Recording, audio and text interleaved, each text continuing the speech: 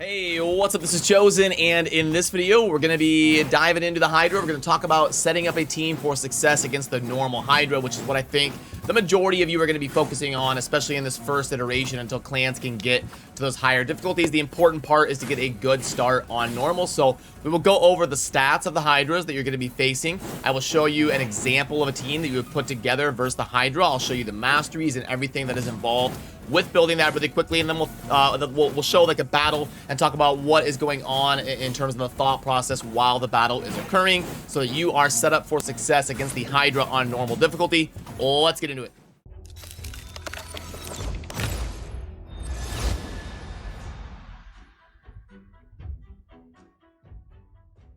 Alrighty, so first of all, the first thing to talk about is the mindset. Now, the Hydra is very, very tough content. There is a lot going on. There's a lot of different mechanics. There's new mechanics to the game. It's a struggle for even me to get a grasp of everything going on, and I do raid full time. So don't feel bad if you don't understand the Hydra perfectly yet, and you're kind of struggling to figure out what is going on, because there is a lot new, and that's going to be perfectly normal. But as we dive into the normal fight here, you can see that we need to get to 6.67 million to get the max chest. Now, for our first iteration of diving into the Hydra, don't feel bad if it takes you 2 or 3 keys. And also, don't feel bad if you are struggling in the Hydra, because this is end game content. If you're a brand new player to raid, you're not really going to be ready for the Hydra. This is going to be more towards the end game phase of your raid experience.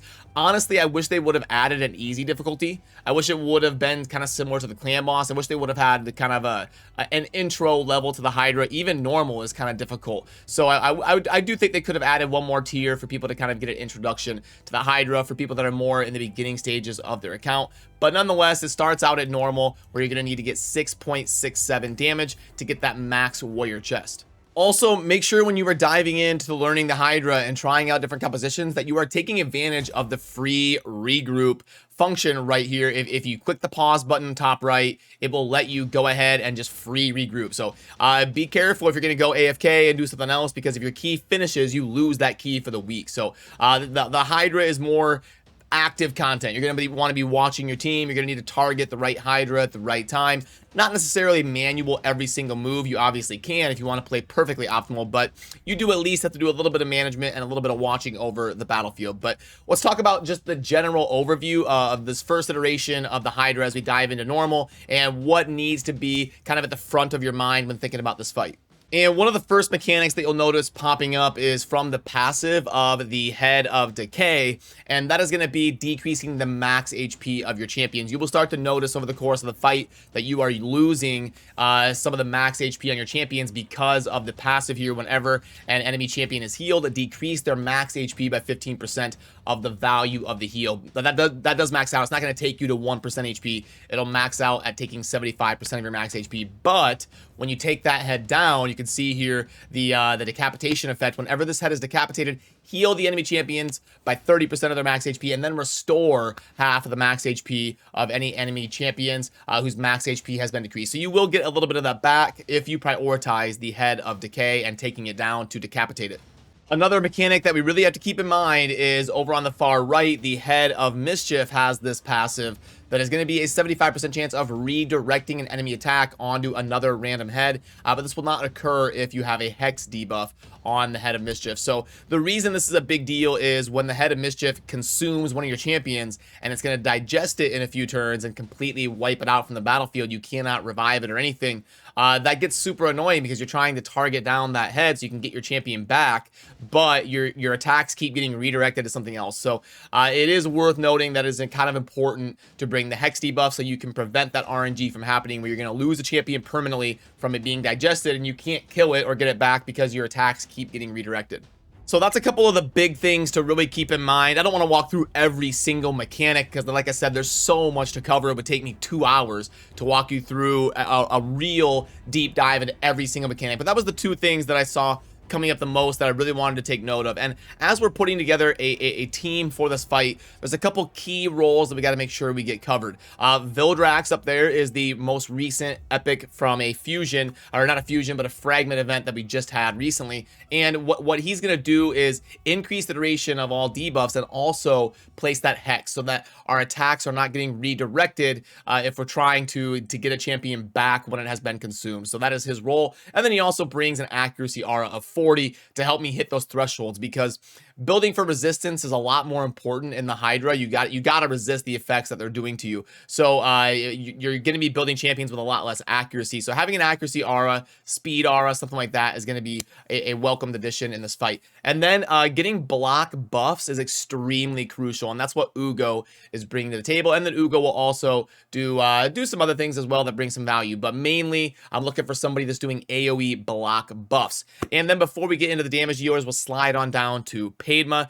Padma is going to be doing two crucial roles in this fight. She's going to have a very consistent AoE attack down as long as you've got her with a decent amount of crit rate. She's also going to be decreasing the accuracy of the Hydras. She's got an AoE ability that lowers accuracy. So what that does is it makes it a lot easier for us to hit the resistance thresholds. And we'll talk about the stats of the normal Hydra here in a second. First, I'm just walking through the thought process of a team.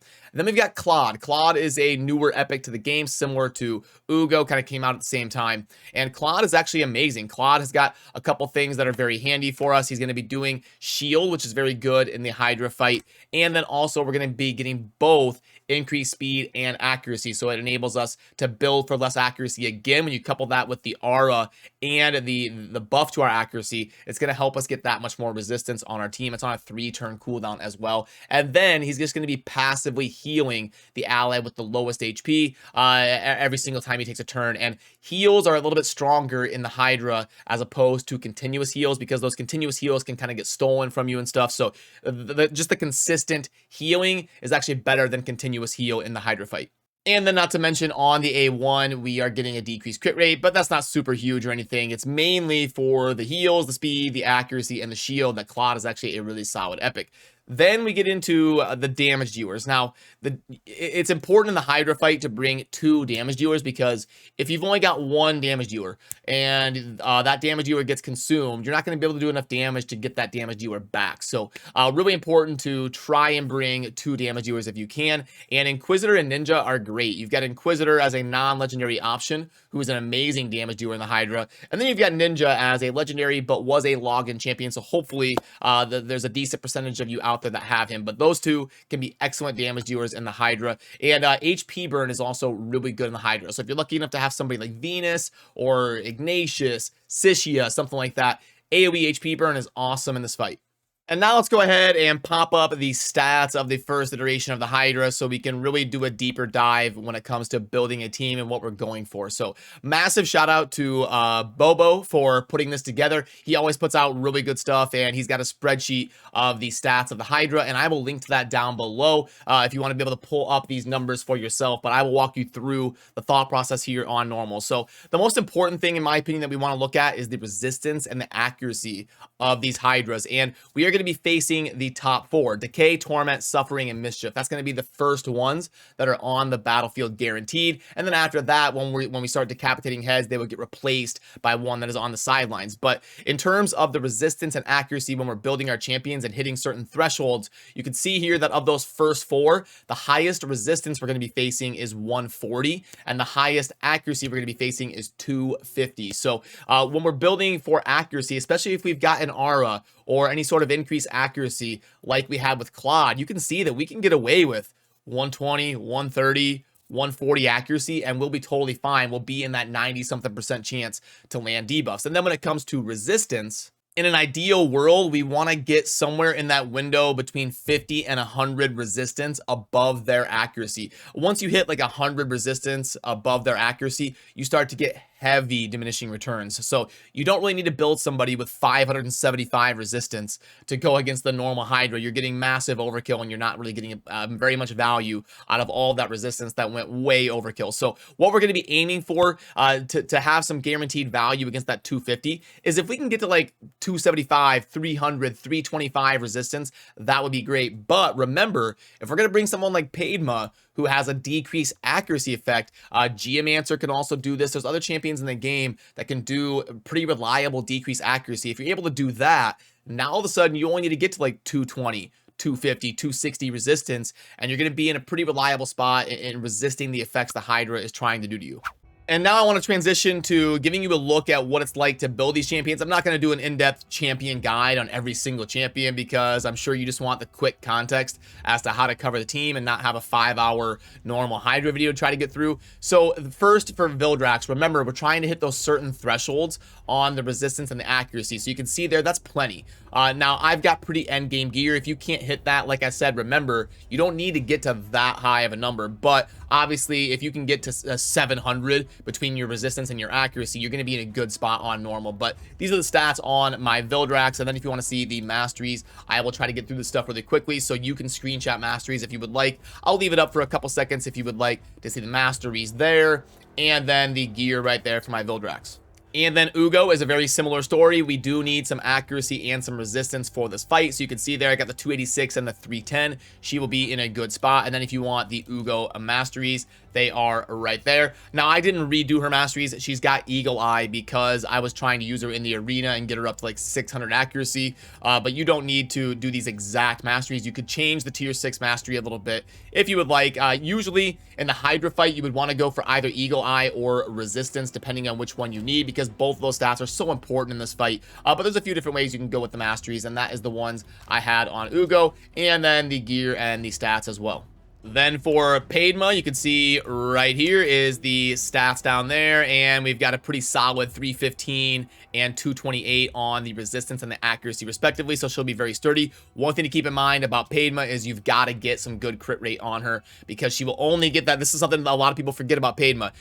Her decreased attack is super consistent, but you have to crit, because it says if this attack is critical, then she'll do the AoE decreased attack effect. So you've got to make sure and get that on her. And then here are the masteries. I can go ahead and move myself over here. And again, I didn't redo her masteries because I didn't need to for normal, but you don't have to get War Master if you don't like. You could use this as an opportunity, like I said, to scoop up the accuracy or the resistance if you really needed it for your build.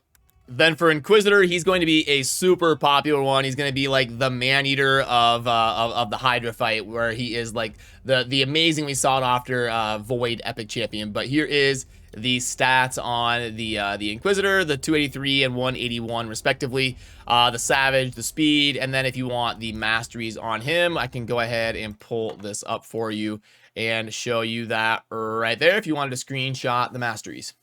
And then lastly, we're going to go over Ninja and Claude. Now, Ninja, you can see the gear and the stats right there, the 233, the 304. We would like to get a little bit more resistance, but like I said, when you're going to bring somebody with decreased accuracy, you can kind of get away with it. And then for the masteries, go ahead and pop that up if you would like to screenshot it. And then lastly is going to be Claude Beastfeeder, who I think is going to be a sleeper in the Hydra. I think he's a pretty solid kind of mid-game option there that can really do some good things in a lot of different team compositions. So there is, we're looking for lots of speed. He's one of those increased speed boosters, so we want to keep that up as often as possible and crank out turns. So we're going to be prioritizing speed. There is the stats, the high resistance and the accuracy as well. And then the masteries, if you would like to see those, are going to be right over there.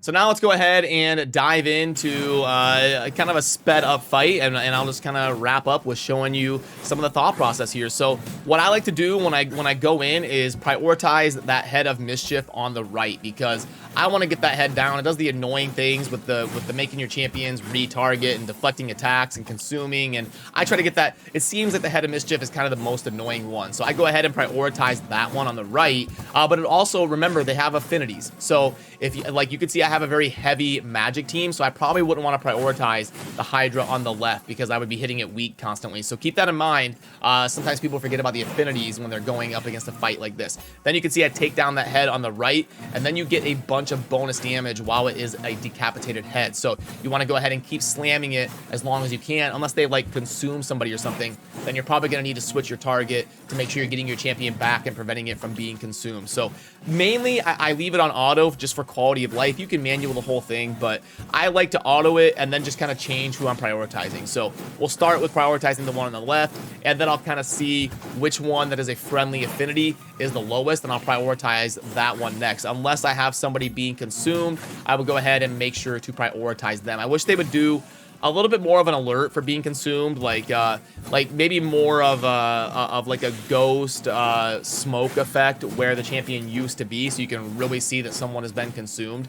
But right now it's just kind of a little, they just get removed, but you're not used to seeing it anyway because it's a 6-person fight, so your team still looks kind of normal to your to what you're used to because you see 5 champions. But right there you can see it's indicated by that green, that green, the third Hydra from the left. That green, like, stomach digestion type buff thing, that is the consumption effect. So when you see that, and you see then as soon as I did enough damage, it spit my champion out and I got them back. So that's the main thing you want to kind of look at while you're fighting, is for that green digestion buff, and that will mean that somebody has been consumed, and you should probably switch to prioritizing them. So you can see here I'm already about to hit the 1 key at 6.67, and you know, you can go on past that, but you really don't need to. As long as you're getting that 1 key, you're fine.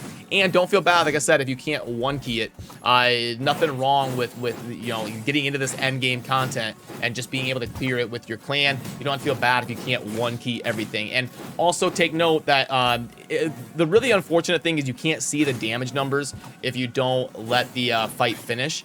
I wish when you clicked like free regroup, it would pop up a screen that showed you the results, so you could really actually test things.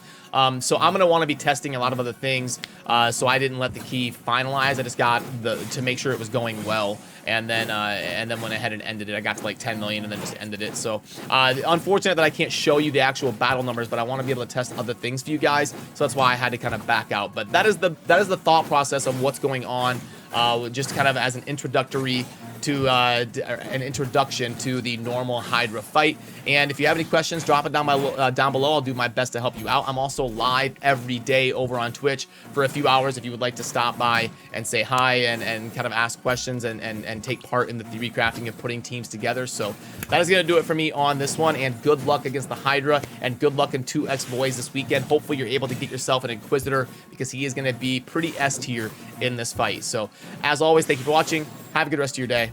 Peace.